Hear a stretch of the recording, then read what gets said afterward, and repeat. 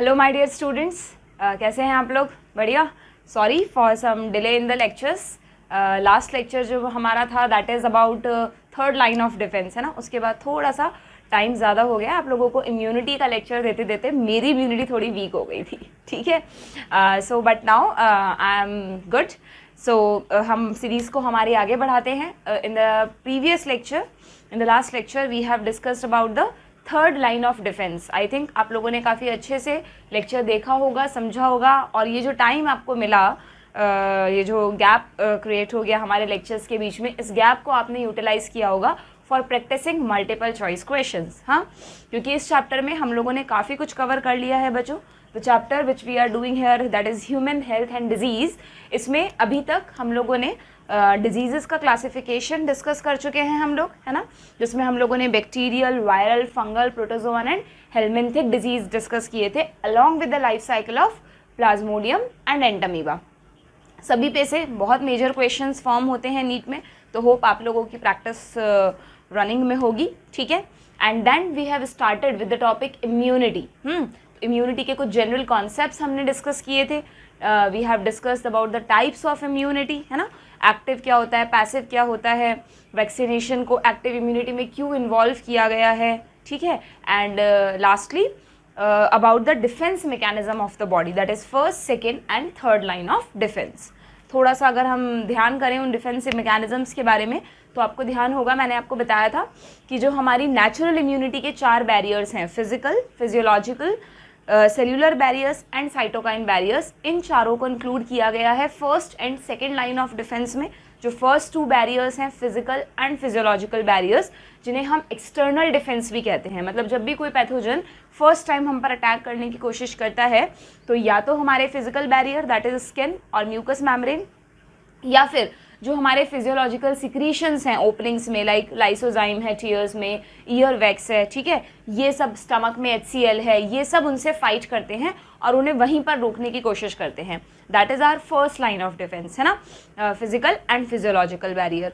अगर इनको क्रॉस करके पैथोजन और अंदर एंटर कर जाए, यानी हमारे ब्लड या टिश्यूज़ तक पहुंच जाए, तो फिर हमारा second line of defence activate होता है, which include cellular barriers and viral infections के लिए साइटोकाइन बैरियर्स, ठीक है।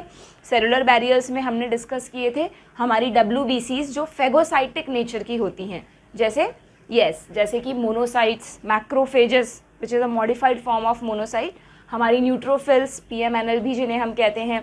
एक और हैं जो नॉन फेगोसाइटिक सेल्स हैं, that is natural killer cells, ठीक है। क्योंकि लेक्चर को थोड़ा सा टाइम हो गया है, इसलिए एक बार मैं क्विक रिवीजन आपको दे रही हूँ, सो दैट इम्यूनिटी से आप वापस से आपके दिमाग में सारे कॉन्सेप्ट्स रिवाइज हो जाएं, सो दैट आज का जो टॉपिक है वो आप फटाफट से कैच कर सकें, ठीक है। Then second line of defence के बाद लास्ट में हमने डिस्कस किया था third line of defence, which is a part of acquired immunity, जो हमारी अडेप्टिव इम्यूनिटी है, जो हमें बाय बर्थ नहीं मिलती, बल्कि जब हमारा बर्थ हो जाता है, आफ्टर बर्थ डेली लाइफ में हम तरह तरह के पैथोजन से एक्सपोज होते हैं, हमारी बॉडी एक्सपोजर होता है पैथोजन्स का, तो उसके अगेंस्ट किस तरह इम्यूनिटी डेवलप होती है हमारी बॉडी में, वो आता है थर्ड लाइन ऑफ डिफेंस में, जिसका मेन पार्ट है लिम्फोसाइट्स, है ना। We have discussed about T lymphocytes which provide cell mediated immunity.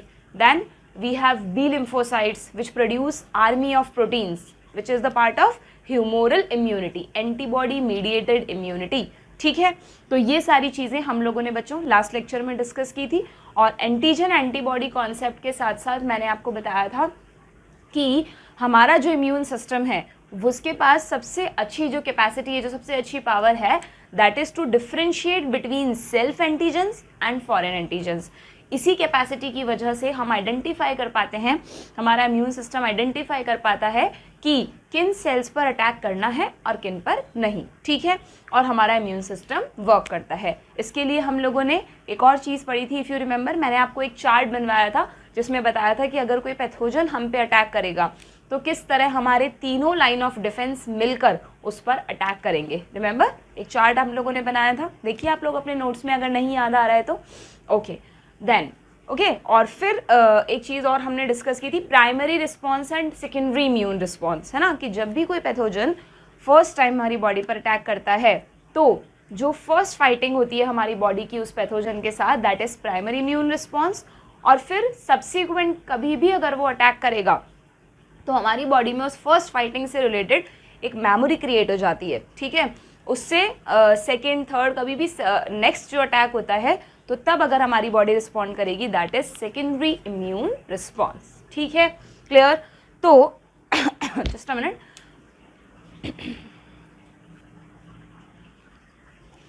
हाँ जी, तो आपको ध्यान हो अगर, तो हमने जब नोट्स बनाना स्टार्ट किया था बच्चों इम्यूनिटी का, तो उसमें मैंने आपको कुछ सब हेडिंग्स लिखवाए थे कि हम इन्हीं सब हेडिंग्स में इस टॉपिक को कंप्लीट करेंगे, जिसमें से फर्स्ट हमारा था डेफिनेशन। अगर आप लोग नोट्स बना रहे हैं तो please go to that page and देखिए उसमें क्या क्या हमने हेडिंग्स लिखी थी। फर्स्ट था definition, then second types of immunity, then third defence mechanism in the body and fourth immune responses of the body, ठीक है। ये 4 टॉपिक्स हम डिस्कस कर चुके हैं। फिफ्थ टॉपिक जो हमारा है that is immune system in the body. Immune responses तो हमने डिस्कस कर ही लिया। वैसे देखा जाए तो आप कहेंगे मैम हमने अभी तक जो सब पढ़ा it is a part of immune system itself ना, कि अभी तक हम लोगों ने पढ़ा कि हमारे बॉडी में सेल्स होते हैं, डिफरेंट टाइप ऑफ बैरियर्स हैं, तो ये सब इम्यून सिस्टम का ही तो पार्ट है। Yes exactly, but again NCERT में एक अलग से टॉपिक दिया है बच्चों, immune system in the body.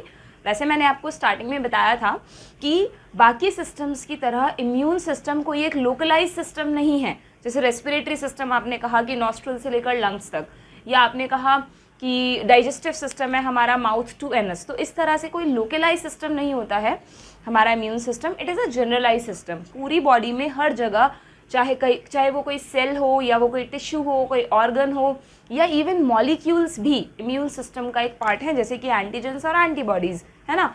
तो उन सबको जो हमने अलग अलग जगह पढ़ा, उन सबको क्यूमुलेट करने के लिए एनसीईआरटी ने एक हेडिंग दिया है immune system in the body, और उसमें सारी चीज़ों को टैबुलेट किया है कि भाई कौन कौन सी चीज़ें हमारे बॉडी में इम्यून सिस्टम का पार्ट है, ठीक है। तो वही हमें यहाँ पर डिस्कस करना है in the under the heading immune system in the body. Fifth सब हेडिंग है जो हमारा। उसके बाद हमारे 2 टॉपिक्स और रह जाएंगे इम्यूनिटी में। One is immune related disorders, जिसमें हम एलर्जीज और ऑटो इम्यून डिसऑर्डर्स पढ़ेंगे, और लास्ट में हम पढ़ेंगे वैक्सीनेशन के बारे में, ठीक है, क्लियर। तो छोटा सा टॉपिक है, ज़्यादा कुछ नहीं है इसमें। आप अपने नोट्स में कंटिन्यू कीजिए, हेडिंग डालिए immune system in the body, that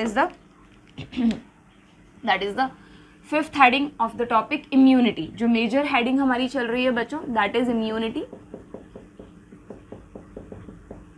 ठीक है। What is immunity, you all know now, it is the fighting capacity of the body against the pathogens. तो सबसे पहले एनसीईआरटी ने इस हेडिंग में आपको बताया कि जो हमारा इम्यून सिस्टम है उसके कैरेक्टरिस्टिक फीचर्स क्या क्या हैं। What are the characteristics of immune system, जिसकी वजह से हमारा इम्यून सिस्टम इतना केपेबल है कि हम चारों तरफ से पैथोजन से सराउंडेड हैं, फिर भी वो हमेशा उनसे फाइट कर लेता है, ठीक है।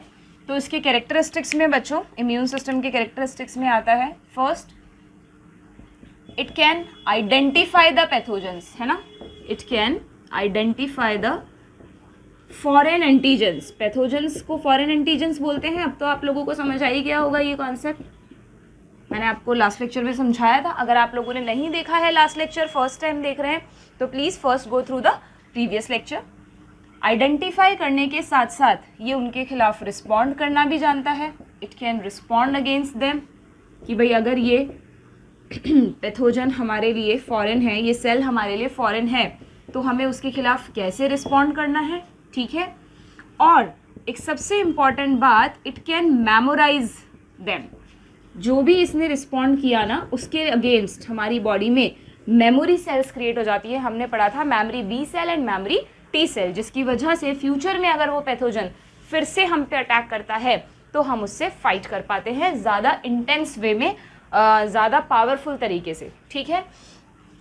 और एक कैरेक्टरिस्टिक और दे रखा है एनसीईआरटी ने कि it also play an important role, it also play an important role in allergies, ठीक है, autoimmune disorders and organ transplant, which we have discussed already, है ना। ऑर्गन ट्रांसप्लांटेशन के लिए बताइए किसको याद है, नीट का फ्रिक्वेंटली आस्क्ड क्वेश्चन है, which immunity is responsible for organ rejection और ग्राफ्ट रिजेक्शन। हाँ, बताइए बच्चों, ध्यान है आप लोगों को? दो तरह की इम्यूनिटी हमने पढ़ी थी, था? ठीक है, क्लियर? तो ये 4 कैरेक्टरिस्टिक्स बच्चों दे रखे हैं कि हमारे इम्यून सिस्टम के ये 4 कैरेक्टरिस्टिक्स हमारे इम्यून सिस्टम को बाकी सबसे अलग बनाते हैं। ठीक है, ये आप लोग नोट डाउन कर लीजिए फटाफट से। अब मैं इसे रब कर देती हूँ। नाउ नेक्स्ट आता है इम्यून सिस्टम में B, parts.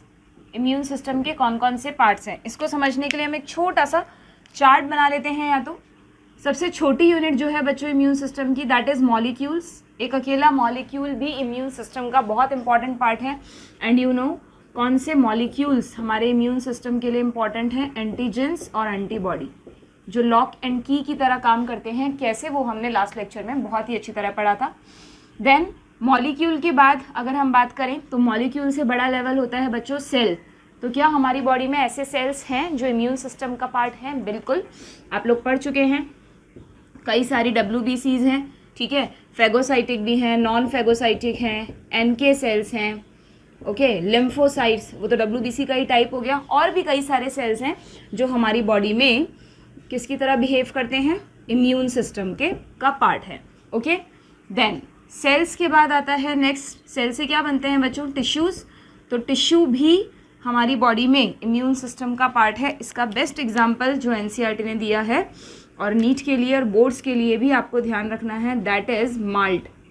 What is malt? It is mucosal associated. Mucosal, आपको पता है हमारी बॉडी में 3 जगह 3 ट्रैक्स में म्यूकस की लेयर है ना? तो उस म्यूकस की लेयर को लिम्फॉइड टिश्यू यानी हमारे इम्यून सिस्टम का पार्ट माना गया है। Full form is very important, that is mucosal associated lymphoid tissue. ठीक है, clear? And then lastly after tissues जो सबसे मेजर लेवल है इम्यून सिस्टम का, दैट इज़ ऑर्गन्स, है ना? ऑर्गन्स में जो भी ऑर्गन इम्यून सिस्टम के लिए की तरह बिहेव करेंगे, नो डाउट ज़रूरी नहीं है वो इस ऑर्गन स्पेसिफिकली सिर्फ इम्यून सिस्टम का पार्ट हो, वो हमारी बॉडी में किसी और पर्पस के लिए भी हो सकता है, बट साथ में वो इम्यून सिस्टम की तरह बिहेव करेगा। तो ऐसे organs which are the part of immune system, they are called lymphoid organs. ठीक है, इसमें 2 तरह के लिम्फॉइड ऑर्गन्स होते हैं बच्चों, one is primary lymphoid organs and one is secondary lymphoid organs. हम जस्ट इनकी एक टेबल बना लेते हैं, ठीक है? इन चारों में से ये वाले हम थोड़ा सा डिटेल में डिस्कस कर लेते हैं, बाकी सबके बारे में तो मोर और लेस आप लोग पढ़ ही चुके हैं। ठीक है, बस लिम्फॉइड ऑर्गन्स की थोड़ी सी नॉलेज हम यहाँ पे और गेन कर लेते हैं। इसको भी आप लोग नोट डाउन करिए।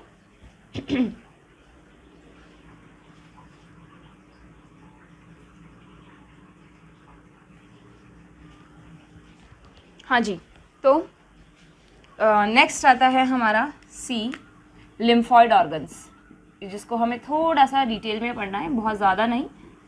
लिम्फॉइड ऑर्गन्स क्या होते हैं बच्चों?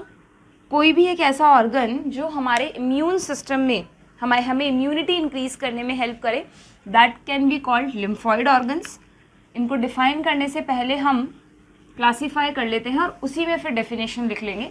ठीक है, 2 तरह के लिम्फॉइड ऑर्गन्स होते हैं बच्चों, एक कहलाते हैं प्राइमरी लिम्फॉइड ऑर्गन्स और एक कहलाते हैं सेकेंडरी लिम्फॉइड ऑर्गन्स। ठीक है, प्राइमरी लिम्फॉइड ऑर्गन्स में किसको रखा गया है देखिएगा, प्राइमरी लिम्फॉइड ऑर्गन्स में आते हैं the organs where lymphocytes, lymphocytes पढ़ चुके हैं आप लोग, T lymphocyte and B lymphocyte. तो the organs where lymphocytes are originated and mature, जहाँ पर हमारी सारी लिम्फोसाइट्स बन रही हैं और उनका मैच्योरेशन हो रहा है साथ साथ में, they are called primary lymphoid organs. ठीक है, तो वो कौन से ऑर्गन्स हैं आप सब लोगों को पता है? 2 ऑर्गन्स हमारी बॉडी में हैं। हमारी ब्लड सेल्स कहाँ बनती हैं बच्चों? ये तो आपको रिलेट कर रहे हैं ना अब कि lymphocyte is a type of WBC blood cells हुई।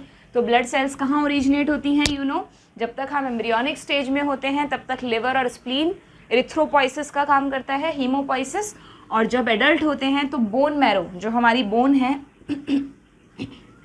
11th स्टैंडर्ड में आपने पढ़ा है, तो हर बोन के सेंटर में जो लॉन्ग बोन्स हैं, नॉट ऑल बोन, जो लॉन्ग बोन्स हैं उनके सेंटर में एक लिक्विड फ्लूइड टिश्यू होता है, that is called bone marrow. और यही वो जगह है जहाँ पर हमारी सारी ब्लड सेल्स का फॉर्मेशन होता है, इंक्लूडिंग WBCs। ठीक है, तो जो लिम्फोसाइट्स हैं उनका फॉर्मेशन कहाँ होगा बच्चों? बोन मैरो में। उसमें से जो बी लिम्फोसाइट्स हैं उनका तो मैच्योरेशन भी बोन मैरो में ही हो जाएगा, बट जो टी लिम्फोसाइट्स हैं उन्हें बोन मैरो बनाकर ब्लड वेसल्स में डाल देता है, और ब्लड उन्हें लेकर कहाँ जाता है? आप सबको पता होगा, हमारे heart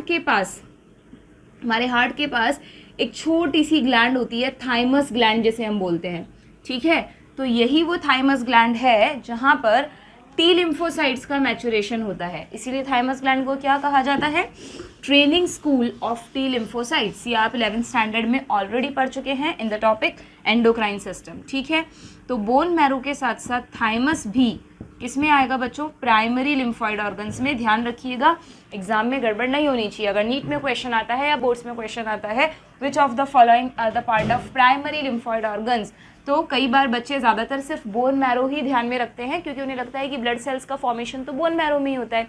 but you have to remember कि बोन मैरो के साथ साथ थाइमस भी प्राइमरी में ही आता है, क्योंकि thymus is the training school of T lymphocytes, है ना। ट्रेनिंग स्कूल कहा जाता है इसको।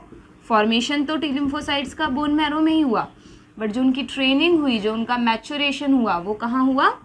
वो हुआ थाइमस में। ठीक है, clear. Then secondary lymphoid organs कौन से हैं बच्चों? अब जब ये लिम्फोसाइट्स इन दोनों ऑर्गन्स में बन जाती हैं, मैच्योर हो जाती हैं, तो इनका काम क्या है? पैथोजन से फाइट करना। तो ये दोनों ऑर्गन्स इन लिम्फोसाइट्स को बनाकर ब्लड के थ्रू डिफरेंट ऑर्गन्स में भेज देते हैं। ठीक है, तो ये लिम्फोसाइट्स माइग्रेट कर जाती हैं हमारे बॉडी के दूसरे ऑर्गन्स में, और वहीं पर रहकर ये प्रोलिफरेट करती हैं। कोई पैथोजन जब आता है तो उसके साथ उसको पहचानती हैं, इफेक्टर सेल्स में कन्वर्ट होती हैं उससे फाइट करने के लिए। ठीक है, तो ये सारा जो प्रोसेस हो रहा है जिन भी ऑर्गन्स में, they are called secondary lymphoid organs. The organs where lymphocytes migrate to proliferate and become effector cells. effector cells का मतलब जब उनको फंक्शन करना है, and become effector cells that is to fight with pathogens. ठीक है, जो भी उनका फंक्शन है, टी लिम्फोसाइट है तो परफोरेंस बनाएगी या दूसरे काम करेगी, बी लिम्फोसाइट्स हैं तो एंटीबॉडीज़ बनाएंगी। ठीक है, तो जो भी whatever function they are doing in the form of effector cells, वो कहलाते हैं सेकेंडरी लिम्फॉइड ऑर्गन्स। ठीक है, तो वो कौन कौन से ऑर्गन्स हैं जिन्हें सेकेंडरी लिम्फॉइड ऑर्गन की कैटेगरी में रखा गया है? बच्चों, हमारी बॉडी में जितनी भी लिम्फ नोड्स हैं ना, आप सबने लिम्फेटिक सिस्टम पढ़ा है 11th स्टैंडर्ड में। जितनी भी लिम्फ नोड्स हैं पूरे लिम्फेटिक सिस्टम में, छोटे छोटे इंटरवल्स पर आपको पता है, they are what? Lymph nodes are the collection of lymphocytes. ठीक है, स्प्लीन जो हमारी सबसे बड़ी लिम्फ नोड है, इसको भी एक तरीके का लिम्फ नोड ही माना गया, लार्जेस्ट लिम्फ नोड है ये हमारी बॉडी का। ठीक है, और आपने पढ़ रखा है कि स्प्लीन ना सिर्फ लिम्फेटिक सिस्टम का पार्ट है, बल्कि ये हमारा ब्लड बैंक भी है। एक्स्ट्रा WBCs और RBCs को स्टोर करता है, जब बॉडी को ज़रूरत पड़ती है उन्हें देता है। प्लस ये हमारा क्या है? इरिथ्रोपोइटिक ऑर्गन भी है। जब हम एम्ब्रियोनिक स्टेज में थे तो ये ब्लड सेल्स को बना भी रहा था, स्टोर कर रहा है, बना रहा है। And plus it is also known as graveyard of RBC। RBCs का कब्रिस्तान भी है। जब RBCs की लाइफ ख़त्म हो जाती है 120 डेज, तो उनके रिसाइकलिंग के लिए RBCs को कहाँ दफनाता है? ब्लड स्प्लीन में। ठीक है, इसीलिए आपको ध्यान है जब मैंने पढ़ाया था आपको मलेरिया, तो मलेरिया में स्प्लीनोमेगाली हो जाता है, क्योंकि प्लाज्मोडियम के एक्सेस की वजह से RBCs की डेथ होने लगती है, और जो डेड RBCs हैं वो स्प्लीन में जाकर कलेक्ट होने लगती हैं। That's why it results into splenomegaly, अगर कॉम्प्लिकेटेड हो जाए तो। ठीक है, तो ये स्प्लीन के कुछ एडिशनल रोल्स थे जो आपको जस्ट याद रखने हैं। बाकी यहाँ पर it act as a secondary lymphoid organ, यानी it show the collection of lymphocytes. तो जब भी कोई पैथोजन आएगा तो ब्लड उसे स्प्लीन में इन्फिल्ट्रेट कर देता है, और स्प्लीन में सेल्स उस पैथोजन के साथ फाइट करती हैं। ठीक है, टॉन्सिल्स के बारे में आप सबने सुन रखा है। टॉन्सिल्स, यस, जो हमारे अलग अलग पैलेटाइन टॉन्सिल्स, लिंगुअल टॉन्सिल्स अलग अलग जगह पर होते हैं। तो टॉन्सिल्स भी एक तरह से लिम्फ नोड्स ही होती हैं बच्चों, जो भी हमारे जब हम फूड ईट करते हैं तो पैथोजन्स जो एंटर करते हैं उनसे फाइट करते हैं, ठीक है tonsils. Then Peyer's patches, have you heard, 11th में पढ़ा होगा अगेन। इस चैप्टर में काफ़ी कुछ आपका 11th के कॉन्सेप्ट्स भी रिवाइज हुए हैं बच्चों। पेयर्स पैचेस कहाँ होते हैं? In the wall of small intestine. जो हमारी स्मॉल इंटेस्टाइन की हिस्टोलॉजी है, वॉल है, उसमें जगह जगह साइंटिस्ट हैं पेयर जिन्होंने इनको सबसे पहले देखा था। तो स्मॉल इंटेस्टाइन में जगह जगह कुछ लिम्फोसाइट्स के कलेक्शंस होते हैं, they are known as Peyer's patches. उन्हें भी सेकेंडरी लिम्फॉइड ऑर्गन का ही पार्ट माना गया है। Even you remember vermiform appendix, वैसे तो ये वेस्टिजियल है बट इसका एक काम क्या है? It is a part of lymphatic system, it is also known as secondary lymphoid organ, ठीक है, क्लियर। तो ये हमारी बॉडी के कुछ अलग अलग लिम्फ नोड में, वैसे सारे जितने भी बॉडी में लिम्फ नोड्स हैं पूरे हेड से लेकर टो तक वो सब इंक्लूड हो गए हैं। ये कुछ स्पेसिफिक लिम्फ नोड्स ही मान लीजिए जिनके कुछ स्पेशल नेम्स हैं, ठीक है, clear. So this is about primary and secondary lymphoid organs, ठीक है।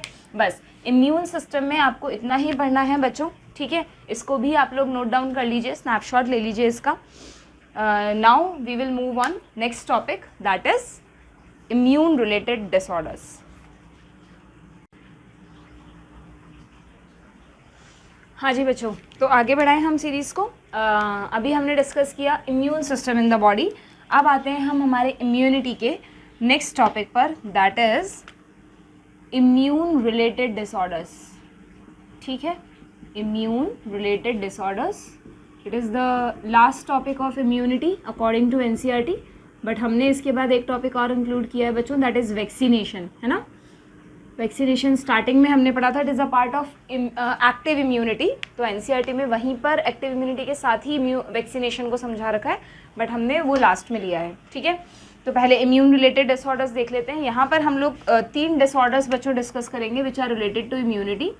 वन इज़ एलर्जी, जो इम्यून सिस्टम का एक एग्जैग्रीगेटेड रिस्पॉन्स है, यानी कहते हैं ना अति सर्वत्र वर्जियेत, कि अगर हमारा इम्यून सिस्टम ज़रूरत से ज़्यादा सेंसिटिव होगा, यानी सिंपली नॉन लिविंग चीज़ों को भी वो अपना दुश्मन समझने लगेगा। मान लीजिए डस्ट हमारे अंदर गई, तो नॉर्मली जब किसी पर्सन में डस्ट जाती है, जो कि एक नॉर्मल चीज़ है, तो हमारे इम्यून सिस्टम को उससे कोई खास प्रॉब्लम नहीं होती है। बट कुछ लोगों का इम्यून सिस्टम इतना ज़्यादा सेंसिटिव होता है कि वो डस्ट को भी फॉरेन एंटीजन समझकर उसके खिलाफ रिस्पॉन्स शो कर देता है, और इसकी वजह से हमारे उस पर्सन को डिफरेंट प्रॉब्लम्स फेस करनी पड़ती हैं, ठीक है। इवन नॉट ओनली डस्ट, कभी कभार पॉलन ग्रेन्स के लिए आपने सुना होगा, very common allergies, pollen grain से कई लोगों को एलर्जी होती है, ठीक है। तो इस तरह के केसेस को क्या कहा जाता है? एलर्जीज, जो कि इम्यून सिस्टम का एग्जैग्रीगेटेड रिस्पॉन्स है, ठीक है। देन फिर हम डिस्कस करेंगे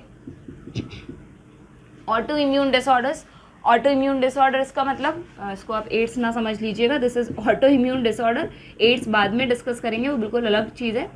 ऑटो इम्यून डिसऑर्डर्स में मैंने आपको स्टार्टिंग में बताया था ना कि अगर हमारा इम्यून सिस्टम सेल्फ एंटीजन्स को फॉरेन एंटीजन समझने लगे, सेल्फ एंटीजन्स को ही आइडेंटिफाई ना करे और ये मानने लगेगी कि ये हमारे दुश्मन हैं और उन्हीं के खिलाफ एंटीबॉडीज़ बना दे, तो हमारी ही सेल्स पर हमारे ही इम्यून सिस्टम का अटैक हो जाता है, and the result is auto immune disorders, ठीक है। और एक हम छोटा सा और डिस्कस करेंगे टॉपिक बच्चों, that is severe combined immuno deficiency.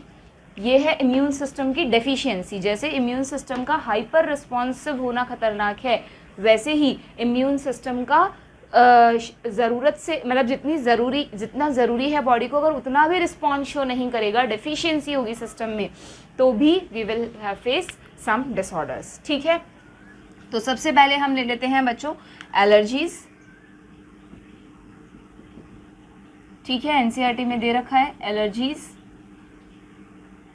क्या होता है बच्चों। पहले एलर्जी की डेफिनेशन देख लेते हैं। The x aggregated response, just a minute,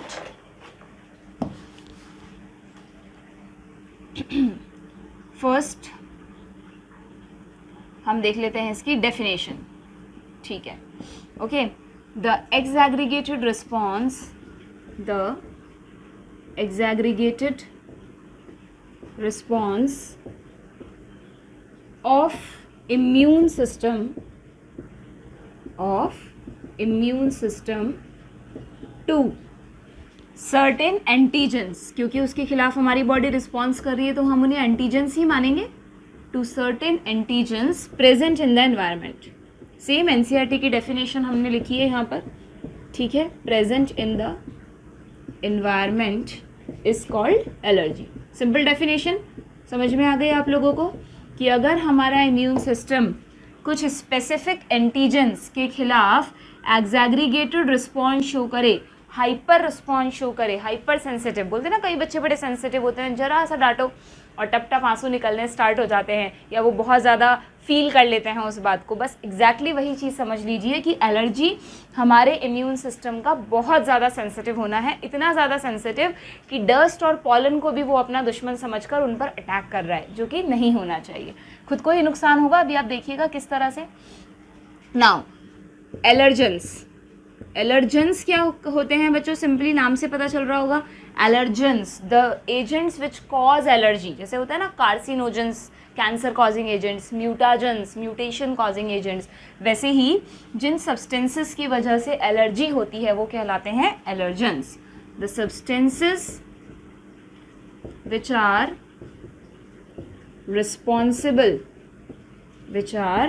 responsible for allergy, simple. कौन कौन से सब्सटेंसेस हैं जो एलर्जेंस की तरह एक्ट कर सकते हैं बच्चों? अभी मैंने आपको बताया, डस्ट पार्टिकल्स, पॉलन्स, है ना, सबसे कॉमन एलर्जीज होती है लोगों को पॉलन ग्रेन से। आपने सेकेंड चैप्टर में पढ़ा था पार्थेनियम प्लांट, ध्यान है आप लोगों को? वीट के साथ इंपोर्ट हुआ इसके पॉलन ग्रेन्स हमारे इंडिया में। कैरेट ग्रास, जिससे मोस्ट कॉमन एलर्जी लोगों में देखी गई है इसके पॉलन से, ठीक है। देन उसके अलावा माइट्स, सुना है बच्चों आप लोगों ने? Mites, ticks and mites, arthropods, छोटे छोटे इंसेक्ट्स होते हैं जो आपने अगर कई बार नोट किया आप लोगों ने, तो जिन लोगों को काउज या बफेलोज के आसपास अगर कुछ लोग जाते हैं तो उनको अचानक से छींकें आना स्टार्ट हो जाती है। तो दैट इज़ वाई कि उनकी बॉडी पर, इवन डॉग्स, पेट से भी तो एलर्जी होती है कई लोगों को। क्यों? क्योंकि डॉग्स या कैटल्स की बॉडी पर छोटे छोटे माइट्स चिपके रहते हैं, ठीक है। बहुत बहुत छोटे इंसेक्ट्स होते हैं ये। तो जिन लोगों को इनसे एलर्जी होती है, तो अगर हम उन डॉग के पास जाएंगे या कैटल्स के पास जाएंगे तो ये माइट्स हमारे रेस्पिरेटरी सिस्टम में एंटर करते हैं and they start the allergic response, ठीक है। तो माइट्स से एलर्जी हो सकती है। एक वर्ड एनसीईआरटी में लिखा है एनिमल डेंडर, इसे आप ऐसे समझ लीजिए, डेंडर का मतलब शेड ऑफ, जो स्किन से लगातार जो थोड़ी बहुत स्किन के पार्ट्स शेड ऑफ होते रहते हैं ना, shed of skin remains, dead remains, ठीक है, फ्रॉम द एनिमल बॉडी, तो उन्हें हम कहते हैं एनिमल डेंडर। तो उनकी वजह से भी, ये फर वगैरह जो होते हैं एनिमल्स के, है ना, उनसे भी कई लोगों को एलर्जी होती है, तो they are the part of animal dander, ठीक है। और भी कई सारी चीज़ें हो सकती हैं जिनसे लोगों को एलर्जी होती है। These are the most common allergens, ठीक है। इनके नाम आप याद रखेंगे, नीट में क्वेश्चन आ सकता है, which of the following is a group of allergens. उसमें से हर ऑप्शन में अलग अलग ग्रुप्स में आपको ऑप्शंस गिवन होंगे, ठीक है। क्लियर? एलर्जेंस समझ में आ गया क्या होते हैं। नाउ अब ये एलर्जेंस क्यों हमारी बॉडी में जाकर हमें प्रॉब्लम क्रिएट कर रहे हैं? ऐसा क्या मैकेनिज्म है कि जब ये हमारी बॉडी में एंटर करते हैं तो हमें स्नीजिंग, कफिंग, रनिंग नोज़, ये सब प्रॉब्लम स्टार्ट हो जाती है? तो उसका मैकेनिज्म मैं यहाँ पर लिख देती हूँ, इसको नोट डाउन कर लीजिए फटाफट, टेक अ स्नैपशॉट।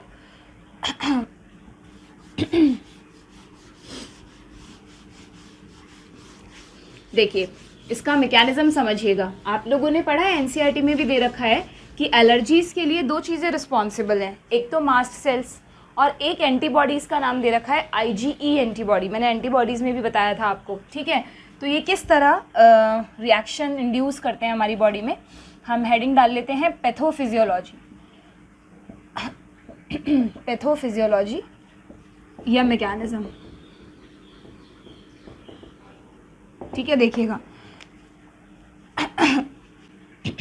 सी क्या हो रहा है, सबसे पहले जब भी कोई एलर्जन हमारी बॉडी में एंटर करता है, allergen enter into the body, ठीक है। तो जैसे ही बॉडी में, मतलब मेनली रेस्पिरेटरी सिस्टम के थ्रू ही एंटर करेगा। ज़्यादातर एलर्जीज़ रेस्पिरेटरी एलर्जीज़ होती हैं, ठीक है। कई लोगों को वो अलग बात है कि हीट या सनलाइट से स्किन एलर्जीज़ भी होती हैं, ठीक है। बट मेनली यहाँ पे हम जो डिस्कस कर रहे हैं that is about the respiratory allergies. Food से भी एलर्जी होती है बच्चों, कई लोगों को, है ना, दवाइयों से एलर्जी होती है। हाँ, I forgot to write the, आप लोग एलर्जेंस में ऐड कर लीजिए सम मेडिसिन में एक सबसे कॉमन मेडिसिन है पेनिसिलिन, है ना, आप लोगों ने अगर सुन रखा हो, कई लोगों को penicillin, that was first antibiotic, उससे भी एलर्जी हो जाती है। अगर पेनिसिलिन के लिए कोई पर्सन एलर्जिक है और किसी को पेनिसिलिन का इंजेक्शन दे दिया जाए तो सडनली उसकी बॉडी में बहुत सीवियर रिएक्शन होगी, उसके बारे में अभी हम पढ़ेंगे, ठीक है। And some persons also show food allergies, ठीक है। फूड्स में कई सारे लोगों को मिल्क प्रोडक्ट्स से एलर्जी होती है, ठीक है, तो वीट से एलर्जी होती है। तो इन सब प्रोडक्ट्स में कुछ ना कुछ ऐसा कंपोनेंट होता है जो उनकी बॉडी, जिनके खिलाफ एलर्जी शो करेगी। तो कोई भी एलर्जन जब हमारी बॉडी में एंटर करता है, स्पेशली उस पर्सन की जिसका इम्यून सिस्टम हाइपर सेंसिटिव है, तो क्या होता है बच्चों, as the allergen enter into the body, तो क्या होगा, it cause, just a minute बच्चों, हाँ जी, तो जैसे ही वो एलर्जन हमारी बॉडी में जाता है तो इट कॉज स्टिमुलेशन ऑफ, बताइए एंटीबॉडीज कौन सी सेल्स प्रोड्यूस करती हैं, बी लिम्फोसाइट्स ना। तो हमारी बी लिम्फोसाइट्स को, हमारे इम्यून सिस्टम को, हमारे सोल्जर्स को लगेगा कि कोई गलत चीज़ बॉडी में एंटर करी है, और हमारी जो बी लिम्फोसाइट्स हैं बच्चों वो स्टिमुलेट हो जाती हैं। It causes stimulation of B lymphocytes, और बी लिम्फोसाइट जैसे ही स्टिमुलेट होती हैं तो क्या करती हैं, it cause stimulation of B lymphocyte and produce which antibody, and produce IgE antibodies, ठीक है, IgE एंटीबॉडीज़ बनने लग जाती है। Very very important question for NEET, ध्यान रखिएगा, which antibodies are responsible for allergic reactions, IgE, ठीक है। अब क्या होगा, IgE एंटीबॉडी क्या करेंगी, देखिएगा, जो IgE एंटीबॉडी है ना बच्चों, इनके रिसेप्टर्स होते हैं मास्ट सेल्स पर, ठीक है। अब मास्ट सेल का इन्वॉल्वमेंट आएगा, IgE binds to mast cells, ठीक है, ध्यान रखिएगा, इसको हम अलग पेन से लिख देते हैं so that you will remember, IgE binds to mast cells, ठीक है। एंड किस तरह, ये देखिएगा ज़रा, अगर ये मान लो मास्ट सेल्स है तो ये एंटीबॉडीज़ जाकर मास्ट सेल से बाइंड हो गई हैं। कौन सी एंटीबॉडीज़ हैं बच्चों ये, दे आर IgE एंटीबॉडी, ठीक है। अब क्या होगा, जैसे ही ये एंटीबॉडीज़ मास्ट सेल से बाइंड होंगी ना, तो जो एलर्जेंस हैं हमारी बॉडी में, वो एलर्जेंस जाकर इन एंटीबॉडीज से बाइंड हो जाएंगे। मान लीजिए ये एलर्जन है, ये भी जाकर इस एंटीबॉडी से बाइंड हो गए, ठीक है। IgE binds to mast cells and allergens, allergens को आप यहाँ पे एंटीजेंस भी बोल सकते हैं, allergens also attached to mast cell antibody complex, ठीक है। जैसे ही मास्ट सेल एंटीबॉडी कॉम्प्लेक्स से एलर्जन अटैच होगा तो एंटीजन एंटीबॉडी कॉम्प्लेक्स बनेगा, और ये होते ही it will give signal to mast cells, और मास्ट सेल क्या करेगी, सिक्रीशन करना स्टार्ट कर देगी कुछ केमिकल्स का। तो हम आगे लिखते हैं, antigen antibody complex, antigen antibody complex induce, अगर मास्ट सेल की सरफेस पर बच्चों ये कॉम्प्लेक्स बन जाएगा ना, तो क्या होगा, it induce mast cells to secrete, बताइए कौन सा केमिकल सिक्रीट होता है, which chemicals are responsible for allergy, histamine and serotonin. Histamine, NCERT में दोनों का नाम है हिस्टामिन एंड सीरोटोनिन, ठीक है, ओके। नीट में पूछा जाएगा, ध्यान रखिएगा, which chemicals are responsible for allergy, cells का नाम पूछेंगे तो मास्ट सेल्स, एंटीबॉडीज़ पूछेंगे तो IgE, और अगर केमिकल्स का नाम पूछेंगे तो हिस्टामिन एंड सीरोटोनिन, ठीक है, क्लियर। तो क्या करेंगे ये केमिकल्स बच्चों, जो हिस्टामिन है ना स्पेशली, दे कॉज,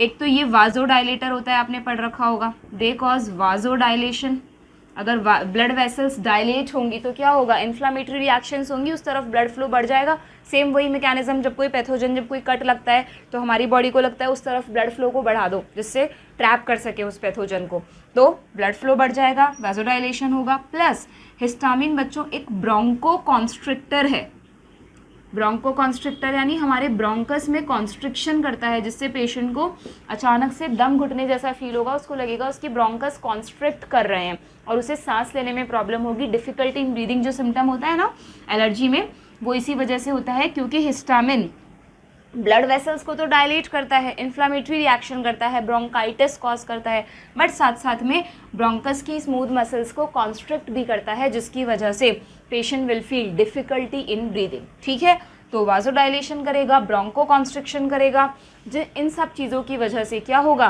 उसको डिफरेंट सिम्टम्स फील होने स्टार्ट हो जाएंगे। ठीक है, they cause vasodilation, bronchoconstriction and inflammation. ठीक है, clear? Results in symptoms of allergy, results in symptoms of allergy. वो क्या सिम्टम्स हैं वो अभी मैं नेक्स्ट पॉइंट में लिख देती हूँ। पहले आप ये बना लीजिए फटाफट से फ्लो चार्ट, जिससे आपको पता रहेगा। ठीक है, ये एंटीबॉडी हैं, ये मास्ट सेल्स हैं, और ये इसके केमिकल्स हैं, specially histamine. Take a snapshot.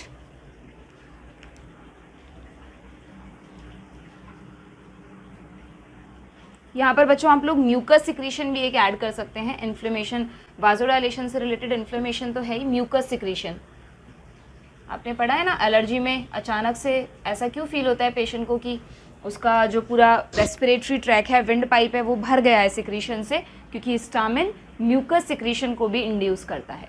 ठीक है, क्लियर? तो अब मैं इसे रब कर देती हूँ। ठीक है, अब हम सिम्टम्स लिख लेते हैं इसके बच्चों। अभी हमने यहाँ पर लास्ट में लिखा ना कि पैथोफिजियोलॉजी की वजह से सिम्टम्स आएंगे। क्या सिम्टम्स हैं बच्चों एलर्जीज़ के? सिम्टम्स में आएगा सिंपली स्नीजिंग, अचानक से छींके आना स्टार्ट हो जाएगा पेशेंट को, sneezing, coughing.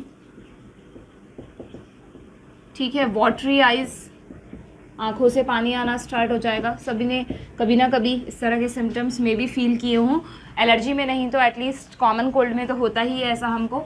Watery eyes, running nose, ठीक है, और डिफ़िकल्टी इन ब्रीदिंग, ये भी एक इम्पॉर्टेंट सिम्टम है, डिफ़िकल्टी इन ब्रीदिंग, जिसको हम क्या कहते हैं बच्चों? डिस्निया। पढ़ा था हमने रेस्पिरेटरी डिजीज़ में। ठीक है, इस तरह के सिम्टम्स पेशेंट को स्टार्ट हो जाएंगे। ठीक है, देन सिम्टम्स के बाद कुछ एग्जाम्पल्स लिख लेते हैं बच्चों, हम एलर्जिक डिसऑर्डर्स के नाम लिख लेते हैं, कौन कौन से एलर्जिक डिसऑर्डर्स हैं। सबसे पहले एक आप ध्यान रखें एलर्जिक डिसऑर्डर्स में बच्चों, हे फीवर सुन रखा है आप लोगों ने? Yes, hay fever. क्या होता है ये हे फीवर बच्चों? This is the pollen allergy. जब किसी भी पर्सन को पॉलन से एलर्जी होती है तो उसके लिए जो टर्म यूज़ किया जाता है, नीट में इस तरह के क्वेश्चंस होंगे, which of the following are the allergy related disorders, तो उसमें ऑप्शंस में होगा, ध्यान रखिएगा। ठीक है, हे फीवर के अलावा एक सबसे कॉमन अस्थमा है ना, जो आप लोग ऑलरेडी 11th स्टैंडर्ड में पढ़ चुके हैं।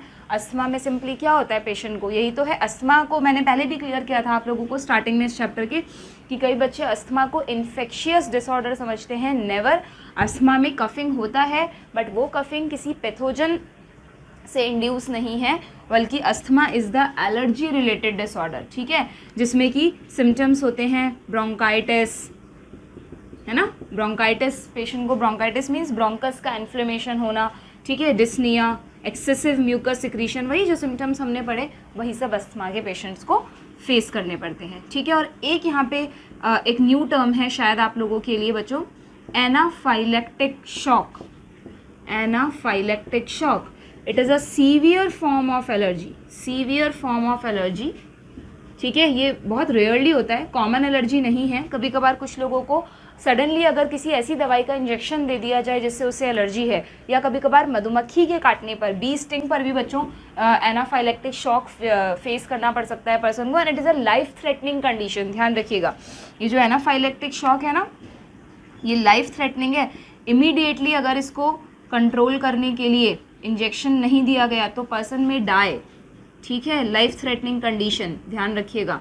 It is a severe form of allergy by bee sting, ठीक है, या पेनिसिलिन। ठीक है, किसी से भी हो सकती है। और क्या होगा इसमें बच्चों, एनाफाइलेक्टिक शॉक में लाइफ थ्रेटनिंग क्यों है? क्योंकि इसमें इतना ज़्यादा हिस्टामिन का रिलीज़ होता है, इट विल कॉज मार्क्ड वाजोडाइलेशन, बहुत तेज़ी से वाजोडाइलेशन होगा, ब्रोंको कॉन्स्ट्रिक्शन होगा और पेशेंट की एकदम से पल्स डाउन हो जाएगी, पेशेंट बिकम अनकॉन्शियस। और अगर तुरंत उसे लाइफ सेविंग ड्रग इनका इंजेक्शन नहीं दिया गया, कौन सा है लाइफ सेविंग ड्रग? इस केस में बच्चों एड्रेनालिन, ध्यान रखिएगा। जैसे हार्ट में 11th में आपने पढ़ा था सर्कुलेटरी सिस्टम में कि अगर किसी का हार्ट स्टॉप हो रहा है तो उसको सीधा उसके हार्ट में कार्डियक इंजेक्शन देते हैं एड्रेनालिन का, एग्जैक्टली वही सेम एड्रेनालिन यहाँ पर भी काम में आता है। हमेशा जो फर्स्ट एड बॉक्स होता है या जो लाइफ सेविंग ड्रग्स का जो बॉक्स होता है मेडिकल फील्ड में, उसमें एड्रेनालिन का इंजेक्शन होना बहुत ज़रूरी है, क्योंकि वो कई सारी कंडीशंस में लाइफ सेविंग ड्रग की तरह काम करता है। तो अगर किसी को सडनली एनाफाइलेक्टिक शॉक हो जाए किसी दवाई का इंजेक्शन देने पर या बी स्टिंग पर, तो तुरंत ही has to give in the injection of adrenaline which prove to be life saving. ठीक है, तो एनाफाइलेक्टिक शॉक में सिर्फ इतना सा ध्यान रखिएगा, it is a severe form of allergy caused by bee sting और पेनिसिलिन एक्सेट्रा। ठीक है, एंड इसमें क्या होता है, marked vasodilation may lead to death. ठीक है, तो यहाँ पर लाइफ सेविंग यहाँ पर लिखने की जगह मैं साथ में लिख देती हूँ क्या क्या ट्रीटमेंट ऑप्शंस हैं। सिम्टम्स आपने नोट डाउन कर लिए, रब कर दें इन्हें। What are the treatments of allergy, treatment options क्या हैं? तो ट्रीटमेंट में आता है बच्चों फर्स्ट हमारे एंटीहिस्टामिन्स, जो आप लोगों ने सुन रखा होगा, जो अस्थमा के पेशेंट्स पंप्स यूज़ करते हैं उनमें एंटीहिस्टामिन मेडिसिन होती हैं, तो तुरंत उनको लेने पर म्यूकोलाइट्रिक ड्रग्स भी होते हैं, तो वो जो म्यूकस सिक्रीट हो गया एक्सेस में जो हो रहा है उसको लाइसिस करके तुरंत जो ब्रीदिंग पाइप है उसमें आराम दिलाते हैं, उसको ओपन कर देते हैं so that patient can breathe. ठीक है, तो एंटीहिस्टामिन्स। अच्छा, स्टेरॉइड्स दे सकते हैं क्या बच्चों यहाँ पर ज़रूरत पड़ने पर? बिल्कुल, क्योंकि स्टेरॉइड्स क्या है, कॉर्टिसोल सबसे कॉमन एग्जाम्पल है। स्टेरॉइड क्या है, इम्यूनोसप्रेसेंट है ना, it is the hyper sensitive response ना, एग्जैग्रीगेटेड रिस्पॉन्स। तो स्टेरॉइड जो है वो कम करेगा, इम्यून सिस्टम को डाउन करेगा और इस एलर्जिक रिएक्शन को कम करने में हेल्प करेगा। ठीक है, और एक थर्ड है, हम अलग पेन से लिख देते हैं, adrenaline. Adrenaline is a life saving drug as it show antihistaminic action. ठीक है, ये एंटीहिस्टामिनिक एक्शन शो करता है बच्चों, एंटीहिस्टामिनिक एक्शन, जिससे आप ध्यान रखेंगे एड्रेनालिन या एपिनेफ्रिन भी कहते हैं एड्रेनालिन को। ठीक है, simple. So these are some treatment options for treating allergic cases. ठीक है, क्लियर? एग्जाम्पल्स रब कर दें, have you note down it? Okay. और प्रिवेंशन क्या है बच्चों? प्रिवेंशन एक ही, अब क्योंकि देखो एलर्जी का कोई परमानेंट ट्रीटमेंट है क्या? एलर्जी कोई इन्फेक्शियस डिसऑर्डर तो है नहीं जिसको परमानेंट ट्रीट किया जा सके। तो जब भी अगर किसी को एलर्जी होगी तो उसको सिम्टोमेटिक ट्रीटमेंट ही देना पड़ेगा। इस तरह की दवाइयाँ हर वक्त उसके पास अवेलेबल होनी चाहिए। ठीक है, एंटीहिस्टामिन्स मेनली, स्टेरॉइड्स वगैरह। और prevention to avoid exposure with antigen. हर किसी को, जिसको भी जिस चीज़ से एलर्जी है उसे पता होना चाहिए, एंड इसके लिए एलर्जी टेस्ट भी होता है। हालांकि एलर्जन को आइडेंटिफाई करना इतना इजी नहीं है, क्योंकि हमारे चारों तरफ एनवायरनमेंट में बहुत सारे डिफरेंट एलर्जन्स हैं, तो किस पर्सन को किस पर्टिकुलर चीज़ से एलर्जी है ये आइडेंटिफाई करना इतना ईजी नहीं है। बट जो भी डाउटफुल एजेंट्स होते हैं उनका इंजेक्शन देकर, छोटी सी जगह पर इंजेक्शन या उसको अप्लाई करके देखा जाता है। अगर वहाँ पर रिएक्शन होती है तो इसका मतलब yes that person is allergic. Specially जो मैं आपको दवाइयाँ बता रही हूँ ना, जो बहुत कॉमनली एलर्जी कॉजिंग ड्रग्स हैं, उनको कभी भी किसी पर्सन को देने से पहले फर्स्ट टाइम हमेशा पहले एलर्जी टेस्ट किया जाता है कि कहीं ये पर्सन इस पर्टिकुलर मेडिसिन के लिए एलर्जिक तो नहीं है। इफ़ वो सेफ़ है, अगर कोई रिएक्शन नहीं होती है, तभी वो दवाई उसको, वो ड्रग उसको दिया जाता है। ठीक है, कुछ स्पेसिफिक ड्रग्स, नॉट ऑल।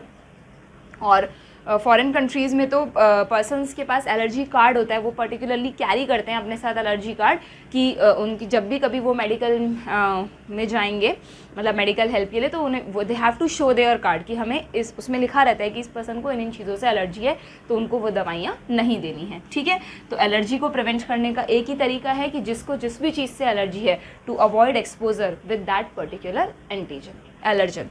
ठीक है, एंटीजन और allergen. Clear? So this is about the allergy. Clear है?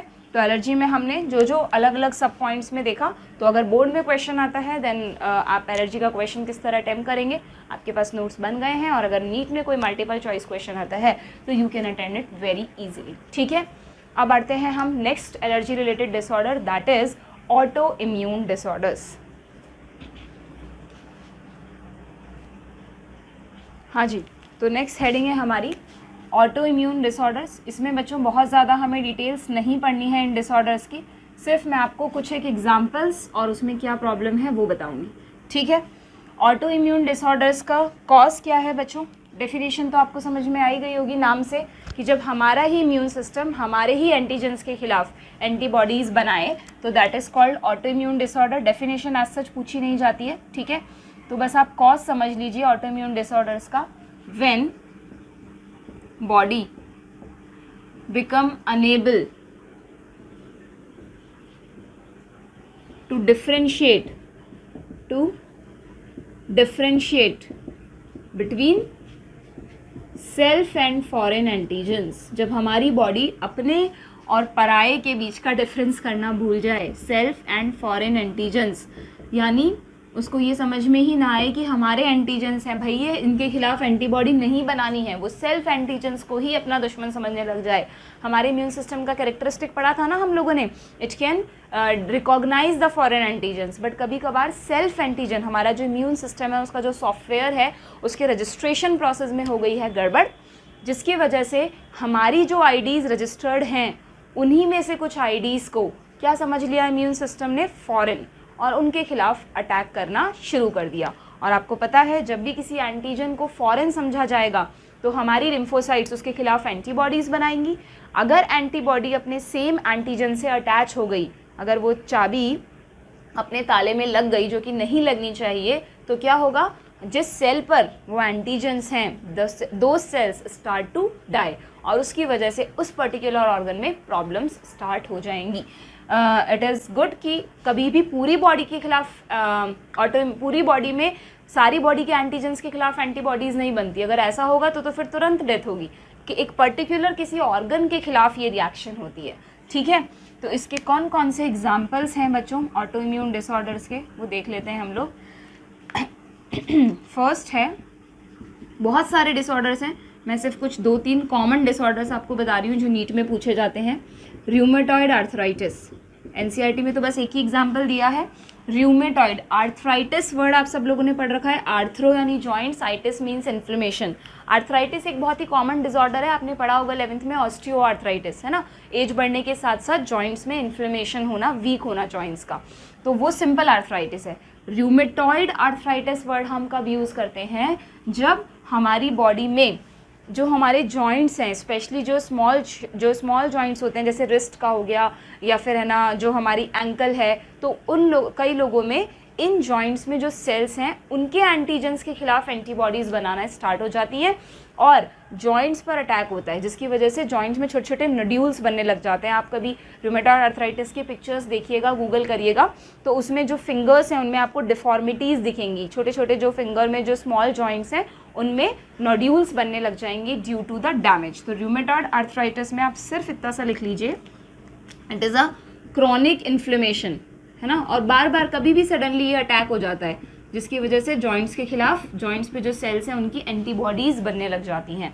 Chronic inflammation of small joints of body, small joints जैसे कि टोज़ में, फिंगर्स, रिस्ट, इन एरियाज़ में जो जॉइंट्स हैं, ठीक है, chronic inflammation of small joints of body lead to nodule formation, ठीक है, lead to nodule formation and deformities.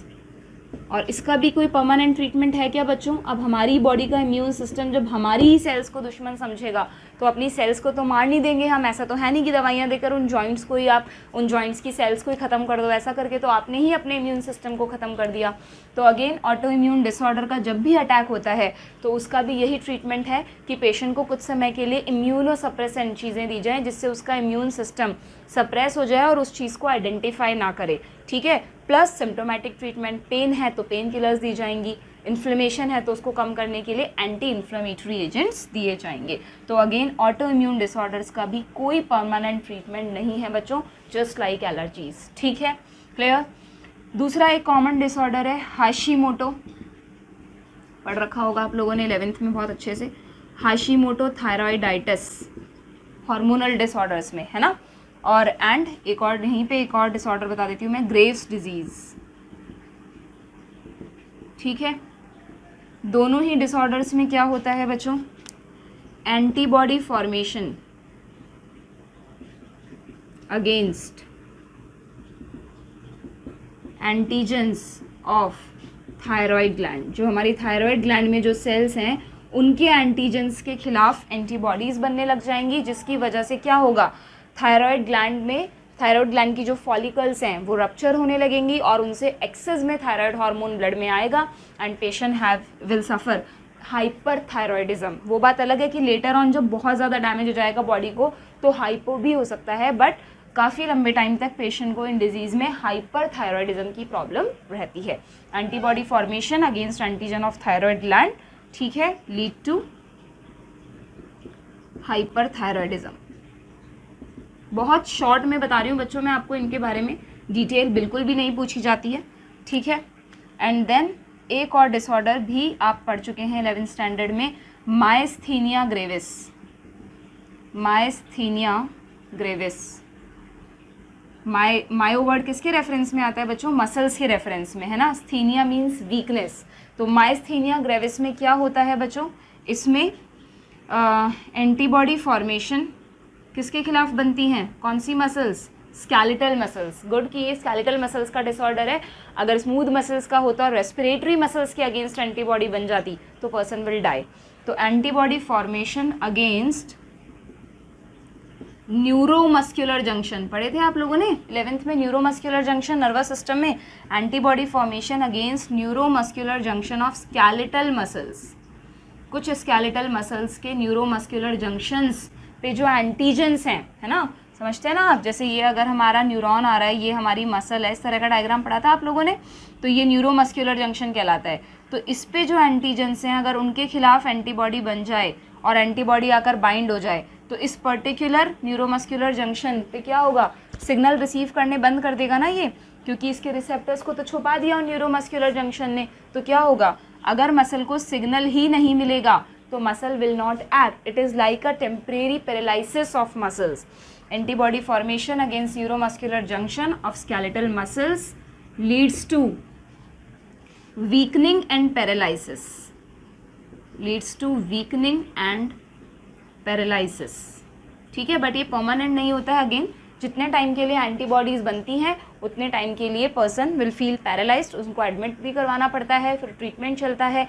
Antibodies बनाई गई हैं ट्रीटमेंट के लिए, तो वो एंटीबॉडीज़ इन एंटीबॉडीज़ को न्यूट्रलाइज करती हैं, जिससे धीरे धीरे पर्सन विल बी ट्रीटेड। ठीक है, और फिर ये अटैक जब तक दोबारा नहीं होगा person will lead a normal life. But again फिर से ये डिसऑर्डर दोबारा से जब कभी अटैक होगा उसकी मसल्स पे तो फिर से ही और she has to face the same problems. ठीक है, तो ऑटो इम्यून डिसऑर्डर्स का भी बच्चों कोई परमानेंट ट्रीटमेंट नहीं है, जिससे भी रिलेटेड एंटीबॉडीज़ बन रही हैं उस ऑर्गन पे अटैक होगा और कुछ समय के लिए पर्सन को उससे रिलेटेड सिम्टम्स फेस करने पड़ेंगे।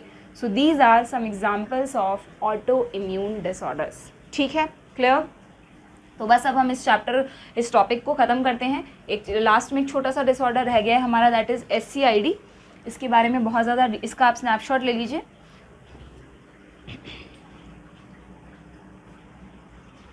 ठीक है, चलिए लास्ट में हमारी हेडिंग है immuno deficiency.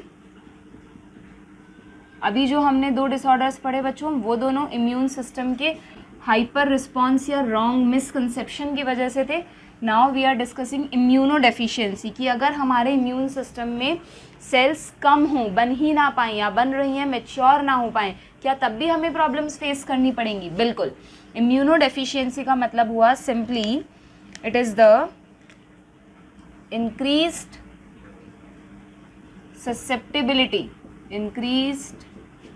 susceptibility towards infections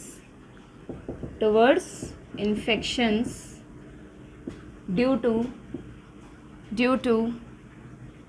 decreased ability of immune system, अगर किसी वजह से भी हमारे इम्यून सिस्टम की काम करने की वर्किंग एफिशिएंसी में डिक्रीज़ हो जाए तो भी बच्चों क्या होगा, इन्फेक्शंस के अगेंस्ट हमारी ससेप्टेबिलिटी, मैंने आपको बताया था ना कि हमारी बॉडी किस तरह रिस्पॉन्स कर रही है उस पैथोजन के लिए, दैट इज़ कॉल्ड ससेप्टेबिलिटी। सबकी ससेप्टेबिलिटी अलग अलग होती है।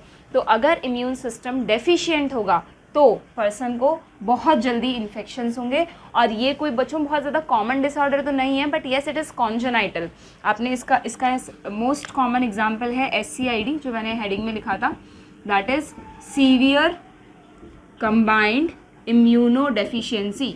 सीवियर कंबाइंड इम्यूनो डेफिशिएंसी, यानी आप लोगों ने अभी बायोटेक्नोलॉजी, जो बच्चे 12th स्टैंडर्ड फर्स्ट टाइम पढ़ रहे हैं वो उसके बाद बायोटेक्नोलॉजी पढ़ेंगे, वहाँ पर आप एक केस डिस्कस करेंगे, that is ADA deficiency. Adenosine deaminase, ये एक एंजाइम है बच्चों जो कि हमारे सबके लिम्फोसाइट्स में बहुत ज़रूरी है होना, क्योंकि ये लिम्फोसाइट्स का मैचुरेशन करता है। ठीक है, ADA एंजाइम लिम्फोसाइट्स ही इनको बनाती है और लिम्फोसाइट्स को ही मैच्योर करने के लिए ज़रूरी है। इसका यूज़ लिख देती हूँ मैं, it is crucial for maturation of lymphocytes. ठीक है, तो आपको पता है अगर हमारी बॉडी में लिम्फोसाइट्स ही मैच्योर नहीं होंगे, बी लिम्फोसाइट और टी लिम्फोसाइट दोनों, तो क्या होगा, सेल मीडिएटेड इम्यूनिटी भी गई हमारी और ह्यूमोरल इम्यूनिटी भी गई हमारी। तो जिन भी बच्चों को स्टार्टिंग बाय बर्थ ये डिसऑर्डर होता है, it is a genetic disorder.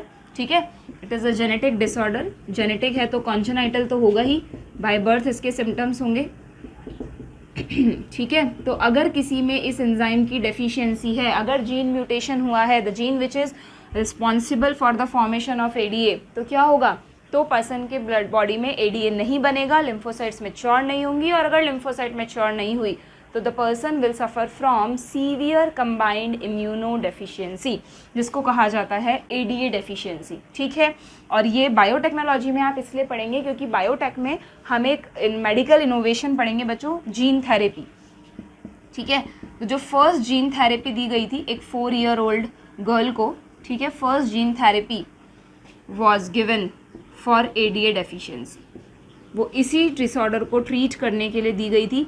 क्या होता है जीन थेरेपी, किस तरह उससे इस डिसऑर्डर को ट्रीट किया गया, वो सब बायोटेक्नोलॉजी का पार्ट है। We will discuss in that topic, क्योंकि इस चैप्टर के बाद हम लोग बायोटेक्नोलॉजी ही स्टार्ट करने वाले हैं। ठीक है, क्लियर। तो this is about the SCID और immuno deficiency. So this is about today's lecture. आज हम लोगों ने हमारा इम्यूनिटी वाला टॉपिक लगभग कंप्लीट कर लिया। लगभग वर्ड इसलिए बोल रही हूँ क्योंकि एक छोटी सी चीज़ रह गई है, दैट इज़ वैक्सीनेशन और immunisation. About that we will discuss in the next lecture. तब तक आप लोग प्रैक्टिस करिए, जो आज हमने पढ़ा है उसके नोट्स बनाइए, रिवाइज करिए और मल्टीपल चॉइस क्वेश्चंस की प्रैक्टिस कीजिए। ओके।